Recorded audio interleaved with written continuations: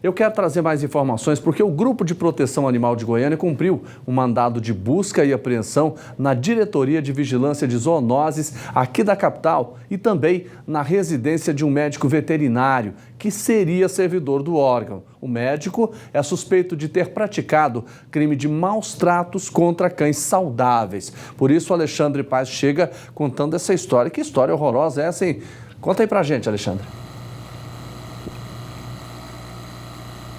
Pois é, Jordeva, a situação é uma história muito complicada e uma situação assim, deplorável, né? Tirar a vida de um animal sem nenhum tipo de justificativa legal, ou até mesmo por questões de saúde, né? Porque se o animal foi levado para o centro de zoonoses, é porque possivelmente ele teria algum tipo de coisa a ser estudada e teria que ficar em observação. Mas o protocolo pelo que a investigação da Polícia Civil apurou, o que foi aplicado nesses dois animais foi literalmente a eutanásia, ou seja, tiraram a vida de dois pets sem nenhum tipo de justificativa médica, veterinária e muito menos uma justificativa legal, né? Porque, querendo ou não, para praticar esse tipo de aplicação de eutanásia, que tirar a vida do bicho, é só em algumas situações. Situações essas, inclusive, que a doutora Cimeli Lemes, que é a delegada aqui do Grupo de Proteção Animal da Polícia Civil do Estado de Goiás, vai relatar para a gente ao vivo, inclusive, para a gente até entender um pouco sobre essa situação, né, delegada? Primeiro eu te pergunto, por que esses animais foram mortos, segundo a alegação do investigado? Boa tarde. Boa tarde. O investigado, ele se reservou o direito de permanecer em silêncio. Porém, as investigações demonstram que os dois cães que foram apresentados lá, né, um foi apresentado pela tutora e o outro foi recolhido pelas zoonoses.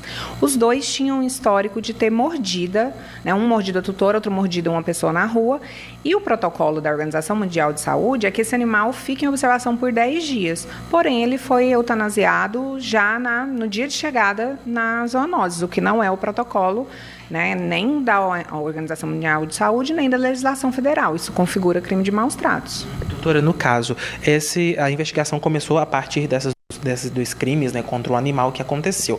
Mas há, por exemplo, alguma outra investigação em andamento para saber se outros animais que também chegam lá no centro de zoonoses aqui de Goiânia passam pela mesma situação, se todos recebem a eutanásia com uma forma até mesmo de controle populacional, que seja? A investigação continua, a gente tem informação desses dois fatos do dia 9 de maio, inclusive foi cumprida a ordem judicial de busca e apreensão de documentos no centro de zoonoses, justamente para a gente verificar se existe a possibilidade de ter ocorrido com outros animais. Porém, é claro que não são todos, né? Lá mesmo existe um canil onde tem outros animais vivos e tem vários médicos veterinários que trabalham ali no órgão, então a gente tem certeza de que nem todos os animais foram eutanasiados dessa forma ilegal. Doutora, e vamos explicar para quem está de casa entender. Você disse essa questão da raiva. Se o animal ele chega com essa suspeita, assim como esses dois animais que morreram, o período correto para ele ficar ali é de 10 dias em observação. Por que motivo? Porque às vezes quem está de casa não entende a situação de tirar a vida do animal ou por conta das doenças que esse animal também pode transmitir. No caso da raiva, se alguém sofre uma mordida de algum animal, se esse animal, inclusive, tiver um dono, ele pode ficar em observação na casa desse dono. Se for um animal da rua, a zoonoses deverá recolher para ficar esses 10 dias em observação. Porque a raiva é uma doença que ela tem 3 estágios e em 10 dias o animal vem a óbito, se ele tiver raiva. E aí, quando ele morre, é necessário recolher o material, né, coletar o material para fazer um exame e comprovar a existência da raiva.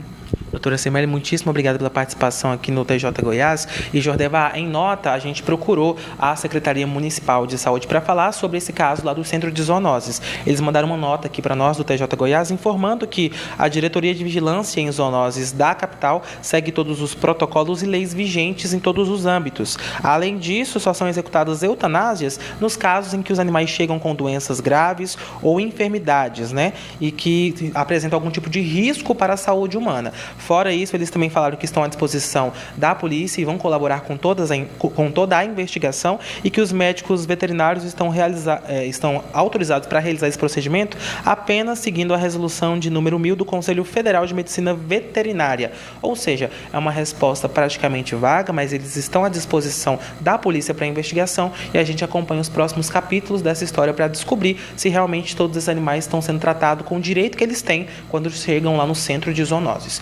Eu volto com você no estúdio.